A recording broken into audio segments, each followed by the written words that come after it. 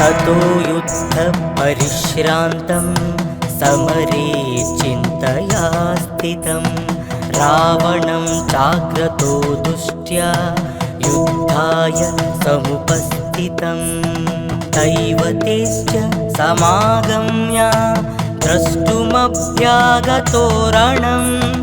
उपागम्य भविद्राम मगस्त्यो भगवान् ऋषिः राम राम महाबाहो शृणु गुह्यं सनातनं येन सर्वान् नरीन् वत्सा समरे विजयिष्यसि आदित्यहृदयं पुण्यं सर्वशत्रुविनाशनं जयावहं जपे नित्यमक्षयं परमं शुभं सर्वमङ्गलमाङ्गल्यं सर्वपापप्रणाशनं चिन्ताशोकप्रशमना मयूर्वर्धनमुत्तमम् रश्मिमन्तं समुद्यन्तं देवासुर नमस्कृतं पूजयस्व विवस्वन्तं भास्करं भुवनेश्वरं सर्वदेवतात्मको हेश तेजस्वी रश्मिभावनः एष देवासुरगणा लोकान् पातिगवस्तिभिः एष ब्रह्मश्च विष्णुश्च शिवस्कन्दः प्रजापतिः महेन्द्रो धनदः कालो यमः सोमो ह्यपाम्पतिः वसवः सान्ध्या अश्विनौ मारुतो मनुः वायुर्वह्नि प्रजाः प्राणा ऋतुकर्ता प्रभाकरः आदित्यः सविता सूर्याः खगः पूषा गपस्तिमान् सुवर्णसदृशो भानुः सुवर्णरेता दिवाकरः हरिद्वसा सहस्रार्ची सप्तसप्तिर्मरीचिमान् तिमिरोन्मथनशम्भु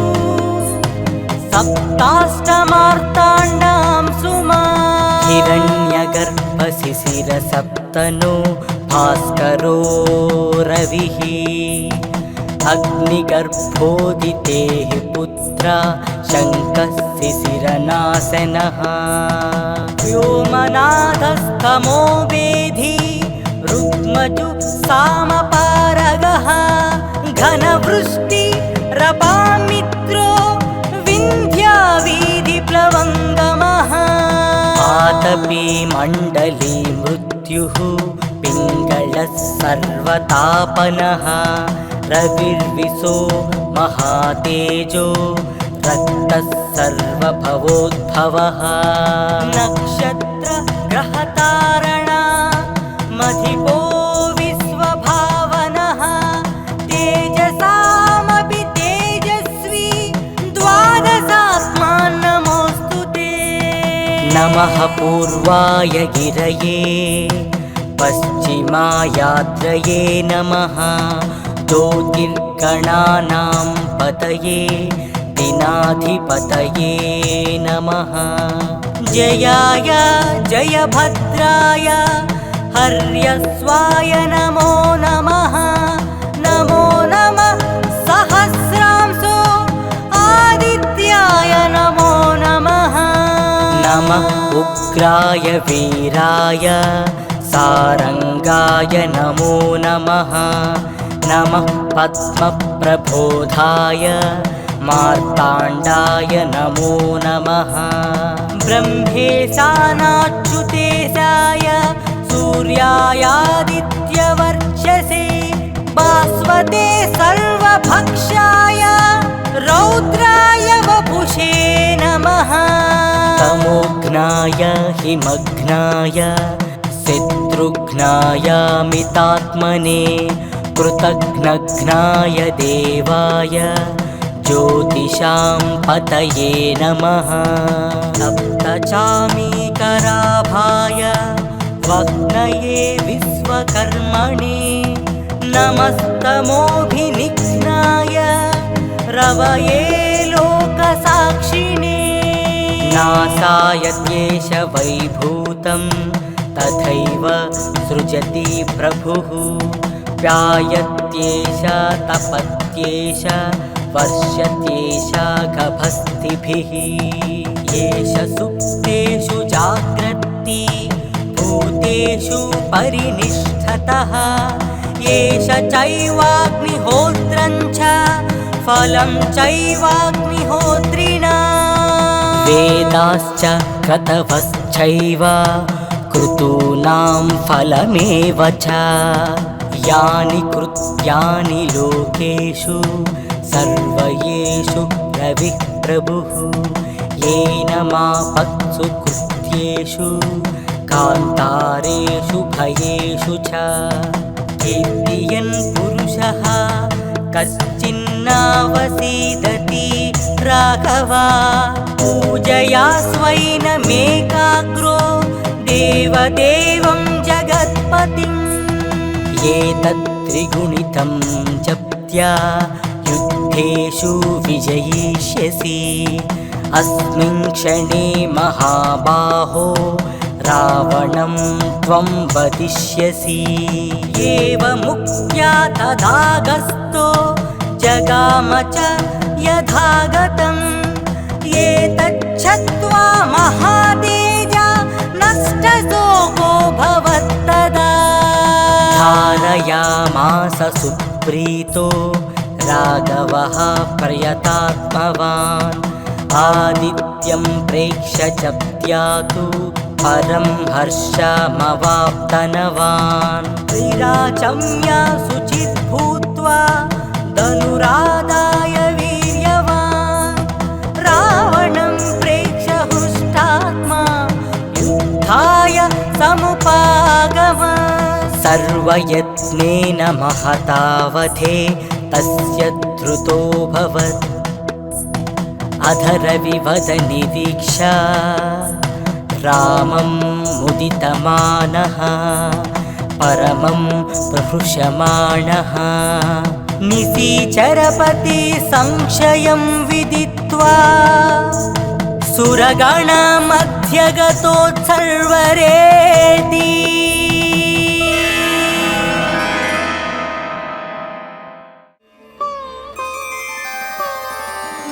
अथ सूर्यस्तोत्र प्रारम्भः अस्य श्रीभगवान् सूर्यस्तोत्रमहामन्त्रस्य अगस्त्य ऋषिः अनुष्ठुप् छन्दः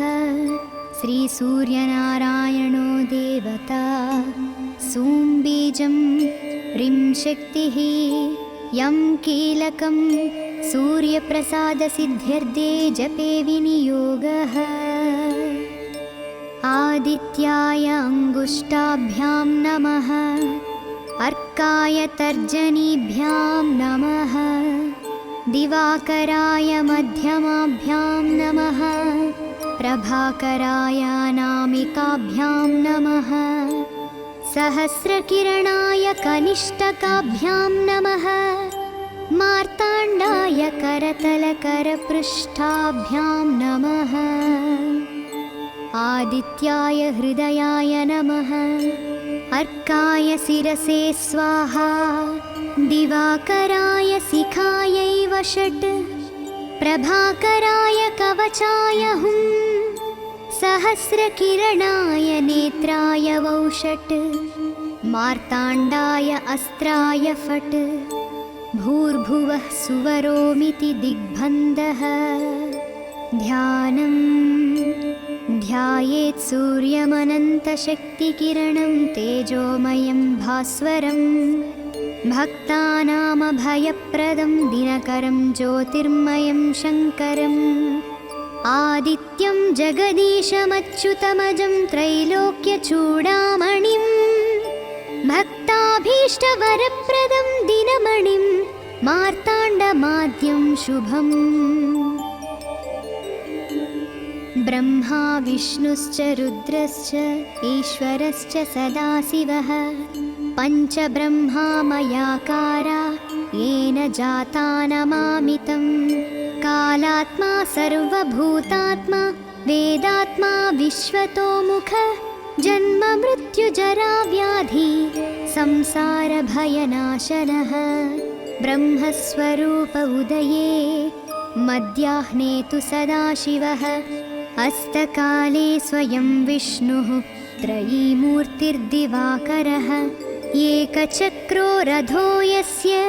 दिव्यः कनकभूषितः सोऽयं भवतु नः प्रीतः पद्महस्तो दिवाकरः पद्महस्तः परं ज्योतिः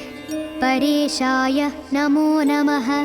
अण्डयोने कर्मसाक्षिन्नादित्याय नमो नमः कमलासनदेवेश कर्मसाक्षिन्नमो नमः धर्ममूर्ते दयामूर्ते तत्त्वमूर्ते नमो नमः सकलेशाय सूर्याय सर्वज्ञाय नमो नमः क्षयापस्मारगुल्मादिव्याधिहन्त्रे नमो नमः सर्वज्वरहरं चैव सर्वरोगनिवारणं स्तोत्रमेतच्छिवप्रोक्तं सर्वसिद्धिकरं परं सर्वसम्पत्करं चैव सर्वाभीष्टप्रदायकम् इति सूर्यस्तोत्रं सम्पूर्णम्।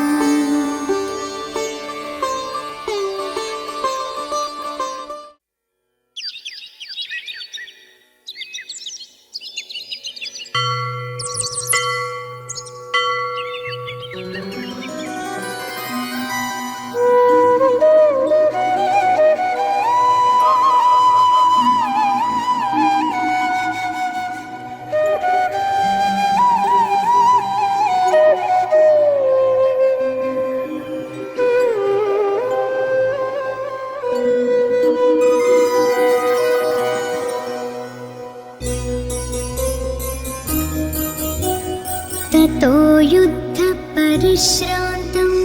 समरे चिन्तया स्थितं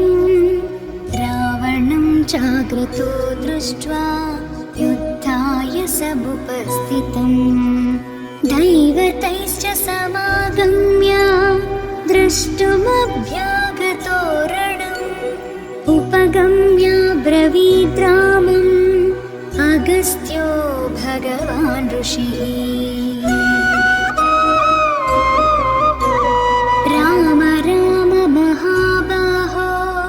शृणु गुह्यं सनातनं येन सर्वानरीन् वत्स समरे विजयिष्यसि आदित्यहृदयं पुण्यं सर्वशत्रुविनाशनं जयावहं जपे नित्यम् अक्षयं परमं शुभम्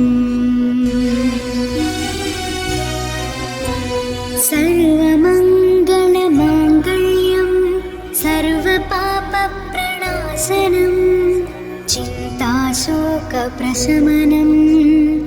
आयुर्वर्धनमुत्तमम् रश्मिमन्तं समुद्यन्तं देवासुरनमस्कृतं पूजयस्व विवस्वन्तं भास्करं भुवनेश्वरम्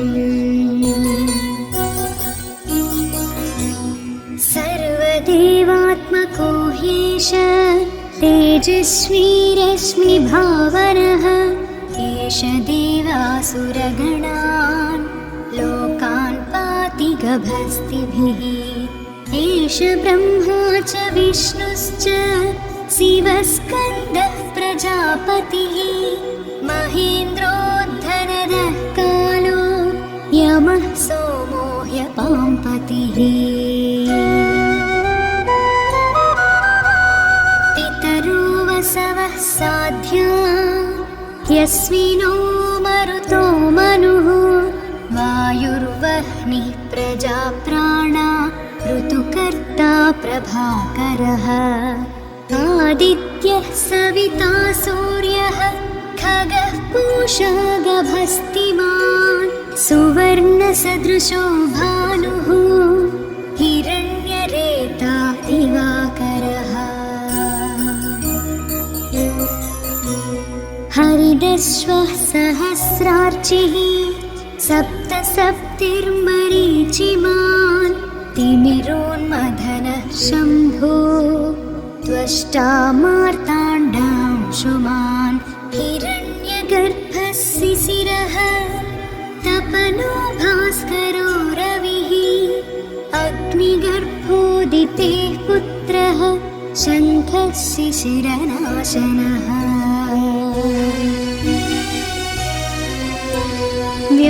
व्योमनाथस्तमो भेदी ऋग्यजुस्सामपारगः घनवृष्टिरपां मित्रो विन्ध्यवीधिप्लवङ्गमः आतपी मण्डली मृत्युः पिङ्गळः सर्वतापनः कविर्विश्वो महातेजाः रक्तः सर्वभवोद्भवः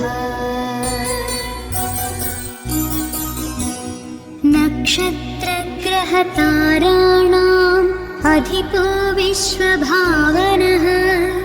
तेजसामपि तेजस्वी द्वादशात्मन् नमोऽस्तु ते नमः पूर्वाय गिरये पश्चिमायात्रये नमः ज्योतिर्गणानां पतये दिनाधिपतये नमः जयाय जयभद्राय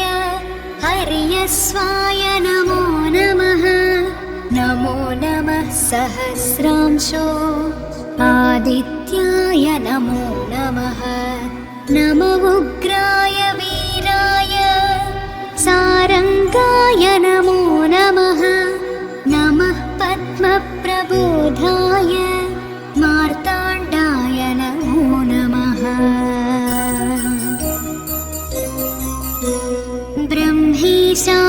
ब्रह्मेशानाच्युतेशाय सूर्यायादित्यवर्चसे भास्वते सर्वभक्षाय रौद्राय वपुषे नमः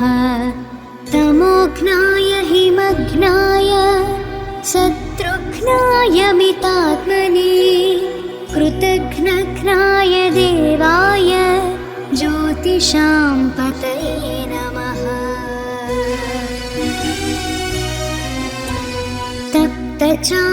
तप्तचामीकराभाय वह्नये विश्वकर्मणे नमस्तमोभिनिघ्नाय रुचये लोकसाक्षिणे नाशयत्येष वैभूतं तदेव सृजति प्रभुः पायत्येष तपत्येष वर्षत्येष गभस्तिभिः एष सुप्तेषु जागर्ति भूतेषु परिनिष्ठितः एष एवाग्निहोत्रं च फलं चैवाग्निहोत्रिणां वेदाश्च क्रतवश्चैव क्रतूनां फलमेव च यानि कृत्यानि लोकेषु सर्व एष रविः प्रभुः येन मापत्सु कृच्छ्रेषु कान्तारेषु भयेषु च कीर्तयन् पुरुषः कश्चिन्नावसीदति राघव पूजयस्वैनमेकाग्रो देवदेवं जगत्पतिम् एतत् त्रिगुणितं जप्त्वा युद्धेषु विजयिष्यसि अस्मिन् क्षणे महाबाहो रावणं त्वं वधिष्यसि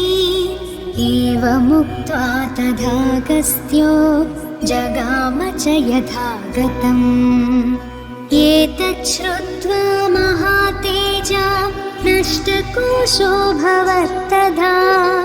धारयामास सुप्रीतो राघवः प्रयतात्मवान्।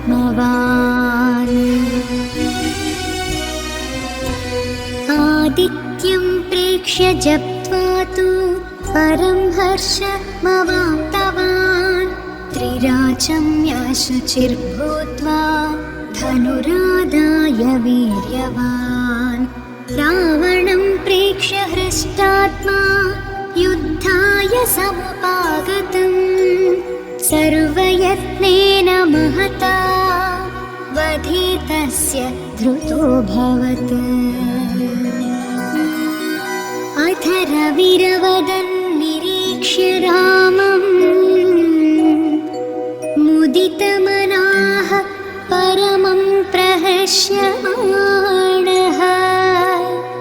निशिचरपति संशयं विदित्वा सुरगणबध्यगतो वचस्त्वरे